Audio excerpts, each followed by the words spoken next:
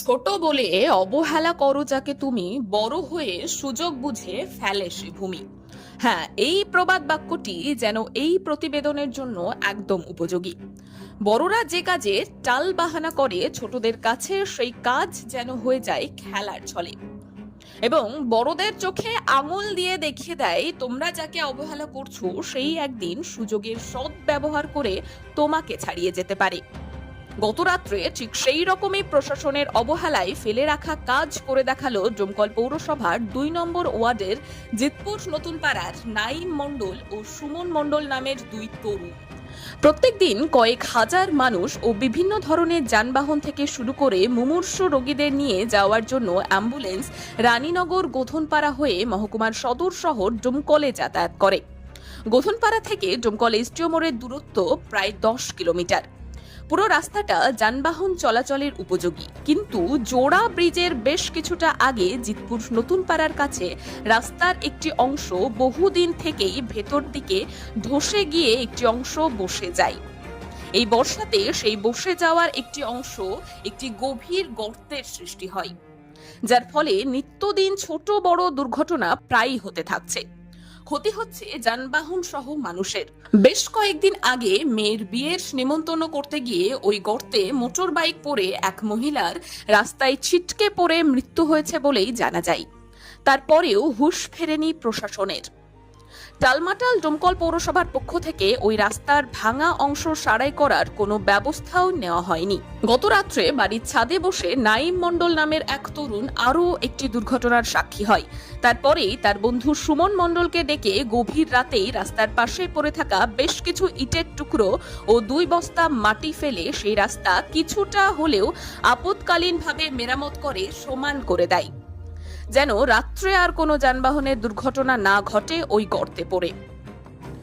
News 4 বাংলার প্রতিনিধি খালিদ মুস্তাফাকে ওই দুই বন্ধু জানায়, স্থানীয়রা ডোমকল প্রশাসন ও ডোমকল পৌরসভায় বারবার জানানো সত্ত্বেও এই ভাঙা অংশ ঠিক করার কোনো ব্যবস্থা নেওয়া হয়নি। কয়েকদিন আগে এই গর্তে একটি বাইক পড়ে এক মহিলা মারা যায়।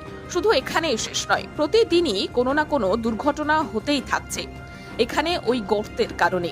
এই সমস্যার স্থায়ী সমাধানের জন্য তারা ডোমকল প্রশাসন ও ডোমকল পৌরসভার যত দ্রুত সম্ভব ব্যবস্থা নেওয়ার দাবি করছে, নয়তো আবারও বৃষ্টির পর আরো বড় হয়ে উঠবে সেই গর্ত। আবারও কোনো মর্মান্তিক ঘটনার সাক্ষী থাকবে ডোমকল পৌরসভার ২ নম্বর ওয়ার্ডের জিতপুর নতুন পাড়ার বাসিন্দারা। নিউজ 4 বাংলার পক্ষ থেকে ডোমকল প্রশাসন ও ডোমকল পৌরসভার কাছে আমাদেরও দাবি এই ভাঙা অংশটির স্থায়ী মেরামতি, নয়তো কাল হয়তো আরো একটি প্রাণ এই গর্তের শিকার হবে। আপনারা দেখছেন সত্যের খোঁজে আপনাদের পাশে, নির্ভরতার নাম নিউজ 4 বাংলা। ছাদে বসেছিলাম, তো দেখলাম একটা গাড়ি এখানে আটকে পড়ে যাচ্ছিল। তারপরে তার বিগত কিছুদিনে এখানে একটা গাড়ি ধাক্কা মেরেছে দেওয়ালে, এখানে একটা মেয়ে পড়ে গিয়ে মারা গিয়েছে, এখানে কিছু গাড়ি ঢুকে পড়ছে। তো আমাদের প্রশাসনকে বলে কোনো কাজ হয়নি। এর আগেও আমরা এই জায়গাটা ঠিক করেছিলাম সব রাস্তায় টাকা তুলে। আবার এই ভেতর দিয়ে আছে আপনার ফাঁক আছে, ড্রেন টাইপ, পানি করে এই জায়গাটা পুরো বসে গেছে। ঠিকঠাক করে দিলাম, মানুষজনের রাত্রে ক্ষয়ক্ষতি না হয় তাই দেখে এসে ভয়।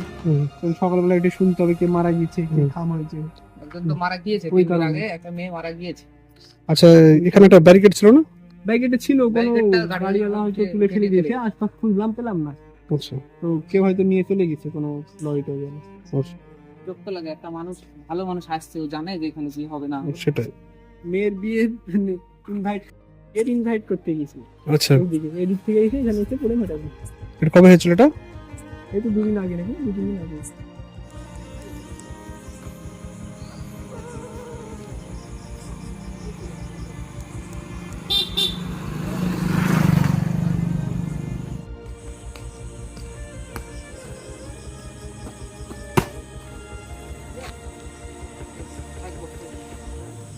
বস্তা থাকে না, ঢাকা দাও, বস্তা তো বাদ দিয়ে যাবে।